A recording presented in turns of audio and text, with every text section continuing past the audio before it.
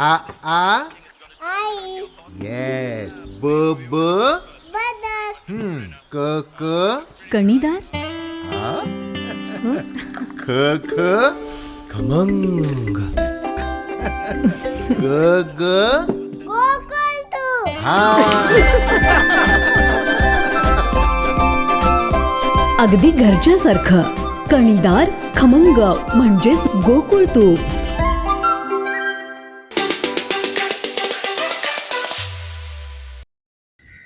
मोर्याचा धोंडा आणि ह्या सगळ्या व्यवस्था ज्या आहेत या सुद्धा प्रशासकीय व्यवस्थेतून झाल्या पाहिजे. आणि ही प्रथा आणि परंपरा वर्षानुवर्ष छत्रपती शिवाजी महाराजांच्या नंतर सुद्धा इंग्रजांचं राज्य आलं. काही ठिकाणी या प्रथा आणि परंपरा त्या ठिकाणच्या असणाऱ्या प्रत्येकाने तशाच चालू ठेवल्या. रायगडावरती सुद्धा अशाच प्रकारच्या प्रथा आणि परंपरा सुरू आहेत. रायगडाच्या पायथ्याशी सुद्धा असणाऱ्या मंदिरामध्ये तिथे असणारी पूजा ही सुद्धा शासकीय पद्धतीने होते. त्याचा मान हा शासकीय आहे. त्या सगळ्या गोष्टी त्याच पद्धतीने होणं अपेक्षित आहे. सिंधुदुर्गामध्ये असणाऱ्या किल्ल्यावरती असणारं मंदिर असेल, त्या मंदिरामध्ये होणारी रोजची पूजा आहे. या पूजा कोण करताय यापेक्षाही त्याला लागणारी व्यवस्था जी आहे ही शासनाच्या माध्यमातून होणं अपेक्षित आहे. सरकार कुणाचंही असो,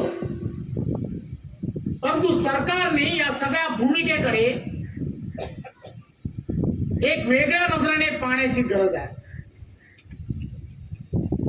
हे मी यासाठी सांगण्याचा प्रयत्न करतोय की प्रत्येक व्यवस्था जी आहे, आदरणीय पंतप्रधान हे नेहमी सांगण्याचा प्रयत्न करतायत की 130 कोटी असणारी जनता आहे. ते 2014ला ज्यावेळेला पंतप्रधान म्हणून त्यांनी शपथ घेतली,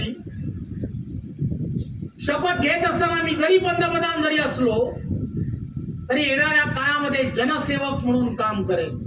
तुम्हा सर्वांना घेण्यासारखं काय, तर छत्रपती शिवाजी महाराजांनी 350 वर्षापूर्वी जे आम्हाला दिलं ते फक्त आठवणीत ठेवण्यासाठी नाही, ते इतिहासात फक्त वाचून विसरण्यासाठी नाही, तर ते अंगीकृत करणं हे फार महत्वाचं आहे. आणि खऱ्या अर्थाने आदरणीय पंतप्रधान नरेंद्र मोदींच्या नेतृत्वामध्ये आमचे सर्वांचे नेते आदरणीय देवेंद्रजी यांच्या नेतृत्वामध्ये, आदरणीय दादांच्या नेतृत्वामध्ये या भागातील प्रत्येक जण हे सर्व गोष्टी सातत्याने आठवताना तुम्हाला दिसत आहेत. सिंधुदुर्ग जिल्हा असेल, त्याचं असणारं महत्व, या जिल्ह्यामधील असणारे सर्व गडकिल्ले असतील त्यांचं असणारं महत्व,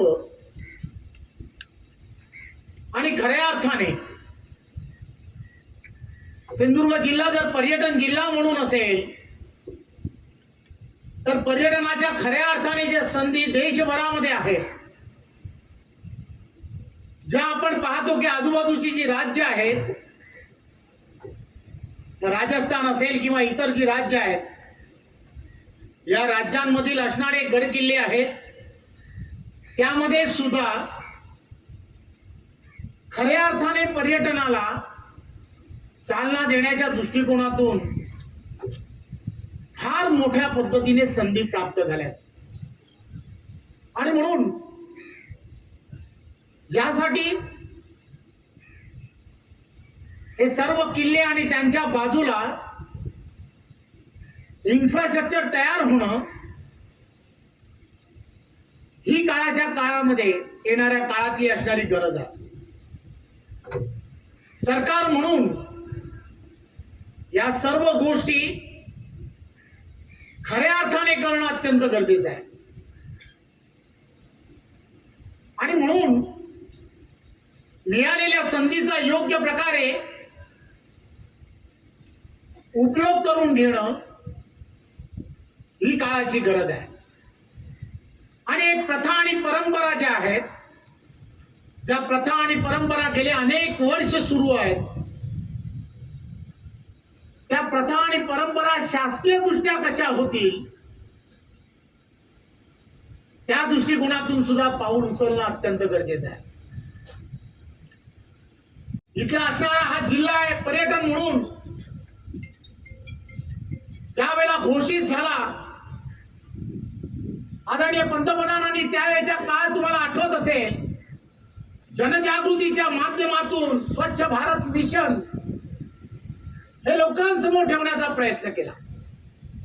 आज लोकांनी ते उचलून धरलं हेही तुम्हाला सर्वांना माहित आहे.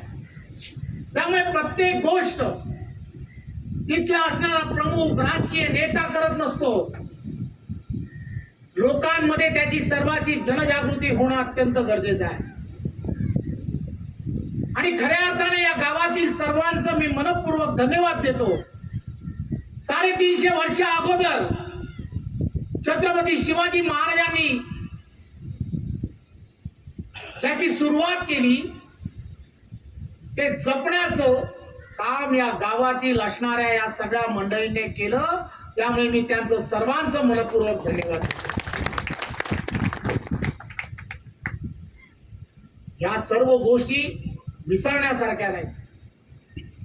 इतिहासात या सर्व गोष्टीची नोंद होणं सुद्धा अत्यंत गरजेचं आहे. आमच्या पुढच्या पिढीला सुद्धा या सर्व गोष्टींना नेहमीच त्याची आठवण करून देणं अत्यंत गरजेचं आहे. आणि म्हणून हा इतिहास वारंवार लोकांच्या लक्षात राहिला पाहिजे, तरुण पिढीच्या लक्षात राहिला पाहिजे. येणाऱ्या प्रत्येकाला याचं महत्व कळलं पाहिजे. आणि म्हणून या जागेवरती एक वेगळ्या पद्धतीने नेव्ही, पर्यटन, राज्य शासन या सर्वांच्या एकत्र विद्यमातून एक पर्यटन स्थळ कसं उभं राहू शकतं त्याची एक कल्पना निर्माण झाली.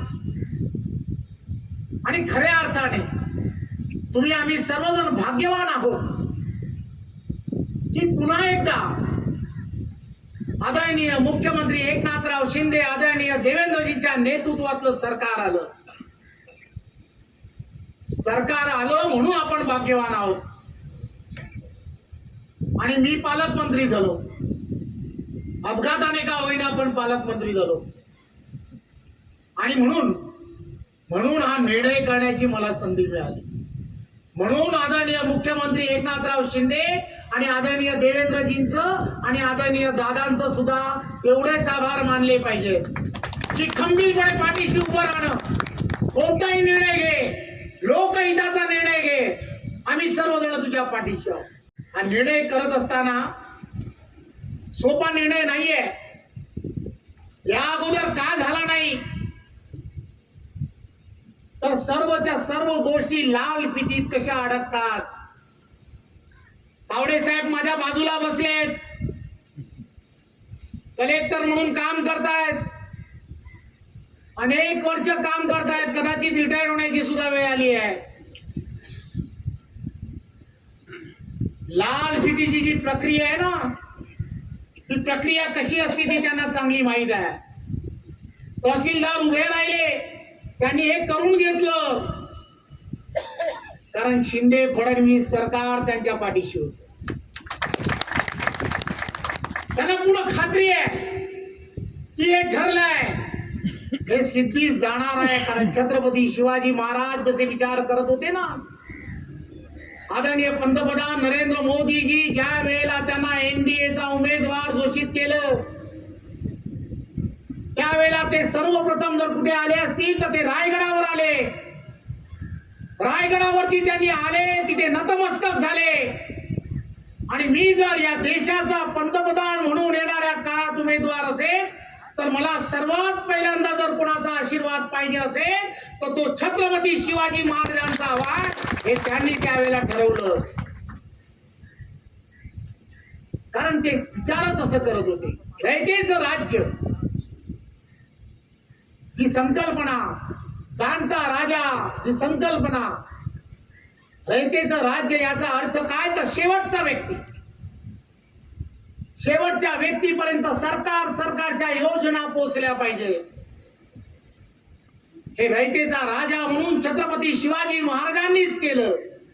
म्हणून आज तो अजूनही राजा म्हणून, जाणता राजा म्हणून आज सर्व जनमानसातच नाही तर सर्व जगभरात त्याची प्रचिती आहे. आणि म्हणून आजचा हा कार्यक्रम, या कार्यक्रमाची असणारी महती फार वेगळी आहे. या कार्यक्रमाच्या निमित्ताने तुम्हाला, आम्हाला सर्वांना, पुढच्या पिढीला एक संदेश द्यायचा आहे. राम राज्याचा संदेश द्यायचा आहे, छत्रपती शिवाजी महाराजांचा संदेश द्यायचा आहे. नरेंद्र मोदीजी जे सांगण्याचा प्रयत्न करतायत, 500 वर्षा अगोदर पासून जे तुम्ही आम्ही सर्व आमच्या पाठच्या पिढीने अनुभवलं, आक्रमणानंतर आपल्या देशाची झालेली परिस्थिती, या देशामध्ये आपल्याला सर्वांना माहित आहे की भारत देश हा महासत्तेच्या दिशेने जाणं हे स्वप्न आपण का पाहतो. आमचे दिवसभरातले सर्व अपडेट्स, ताज्या घडामोडी आणि थेट लाईव्ह पाहण्यासाठी सबस्क्राईब करा, लाईक करा कोकणचं नंबर 1 महा चॅनल कोकण 7 लाईव्हचं YouTube चॅनल.